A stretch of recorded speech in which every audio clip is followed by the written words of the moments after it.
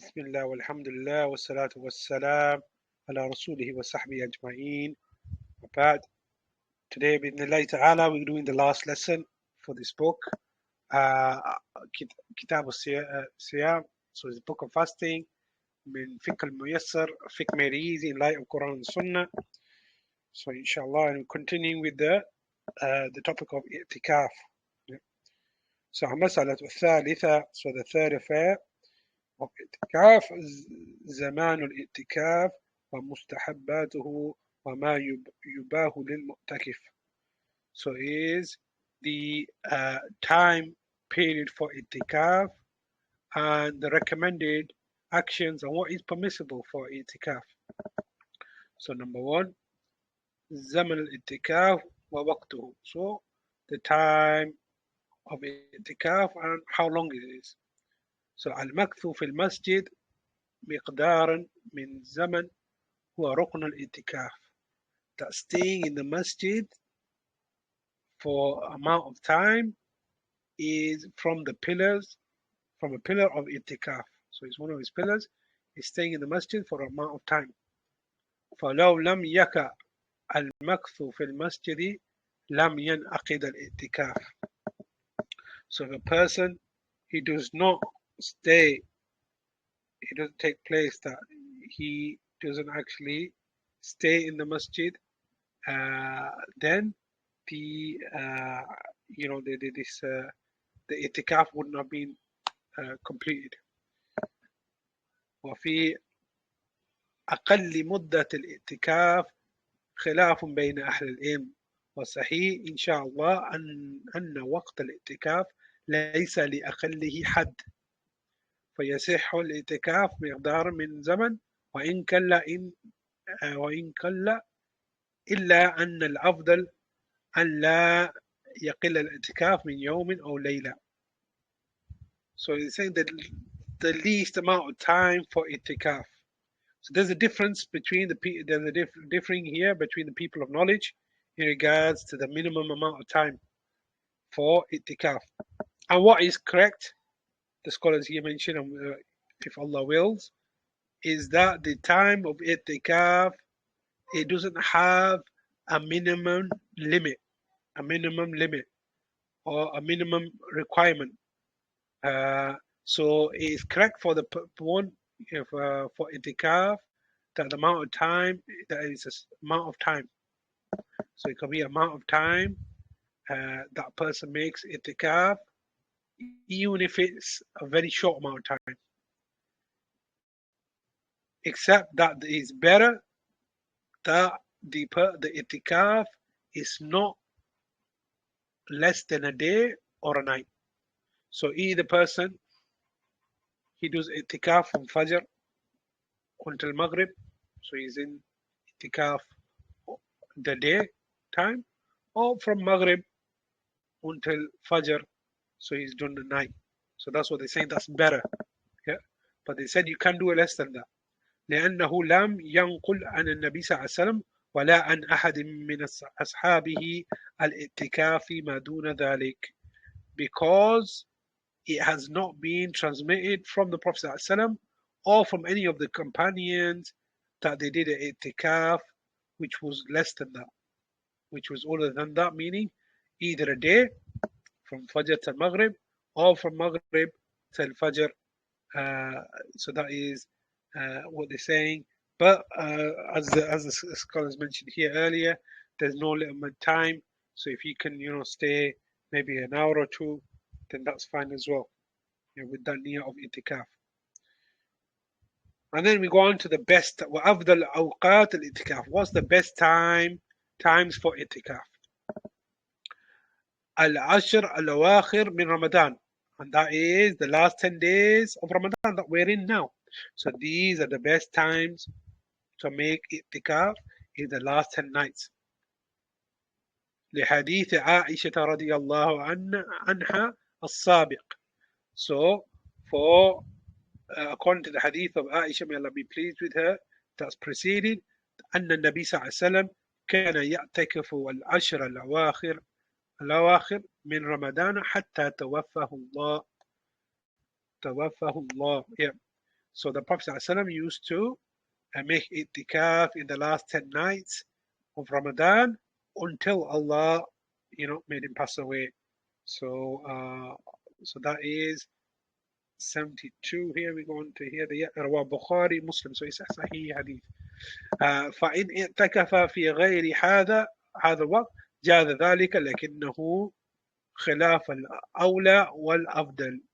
So then the sheikhs they mentioned that if a person did itikaf older than the last 10 nights of Ramadan, then it's permissible. Yeah, but it basically opposes what is more better. It opposes what is more better, and so it's better to do and more deserving to do it in the last 10 nights of Ramadan. But you can do it other than the last 10 days of Ramadan.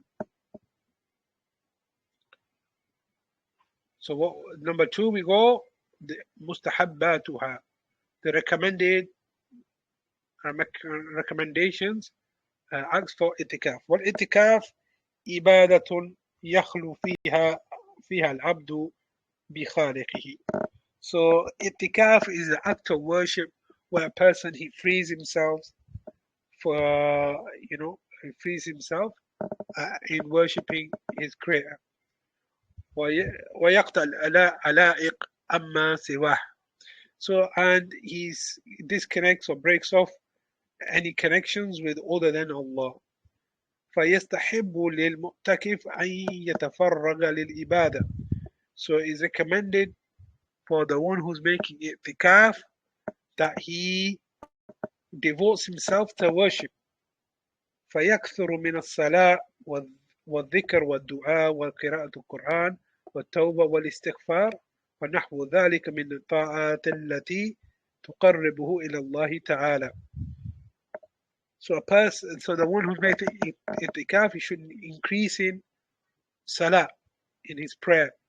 Yeah, so he's making his wajib five prayers during the day, the 5 daily prayers. Then he's also making the tarawih, and maybe he's doing duha, salat al-duha as well during the day. So and he's reading his sunan, the sunans of the prayer. So he increases in his prayer. And the dhikr, remembrance of morning and evening, and other remembrances, adhkar like subhanallah wa subhanallah wa bihamdi, 100 times subhanallah al-azim, 100 times, and other than that from the adhkar, and dua, making a lot of dua. Allah loves that person, makes dua to Allah, and reading the Quran. So this is the month in which the Quran was revealed, so increasing reading the Quran, and seeking forgiveness, and repenting, making repentance and seeking forgiveness from Allah, and like that from the acts of obedience, that which will get a person closer to Allah the Most High. So that's what a person should do while he's making i'tikaf. Number 3, ما يباه للمعتكف, what is permissible for the one who's making i'tikaf. ويباه للمعتكف الخروج من المسجد لما لابد منه. So a person who's making i'tikaf can leave the masjid for a necessity, for something that he has to do. كالخروج للأكل والشرب إذا لم يكن له من يهدرهما. So like the person leaving to eat and drink food, eat and drink, because he might know if he doesn't have someone who can bring him food and drink to the masjid. Maybe he doesn't have a family member who can bring him that. Then what does he do? He can go out, get his food and drink, and then come back. والخروج لقضاء الحاجة, and leaving to use the bathroom. Yeah, so he leaves the part of the masjid. Maybe the masjid has a bathroom. He could leave that and use the bathroom. Nowadays, you have in the masjid you have bathroom, so he can go to the bathroom and complete his need, and making wudu when he breaks his wudu, and having a bath when he's in the state of janaba.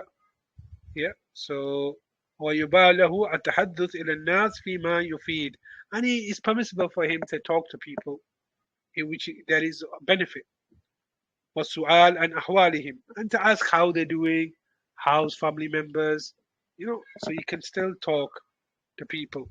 أما التحدث فيما لا يفيد وفيما لا ضرورة فيه فإنه ينافي مقصود الاعتكاف وما شرع من أجله.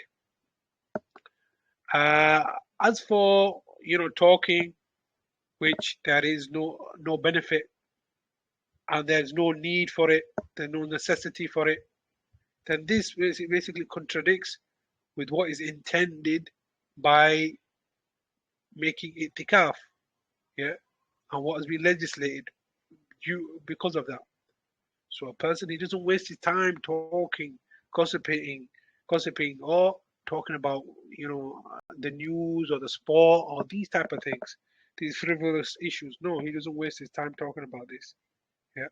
So he's there for a purpose to make himself devote himself to worshiping Allah. He can talk and ask how people are doing and then get back to his worship. ويباح له أن يزوره بعد أهله وأقاربه, and it's permissible that some of his relations and those people who are close to him, whether be friends or family, visit him. وأن يتحدث إليه ساعة من زمان. So and they speak to him maybe for a bit of a time, for that way, they can check up on him, and he also doesn't worry about them. والخروج من معتكفه والخروج من معتكفه,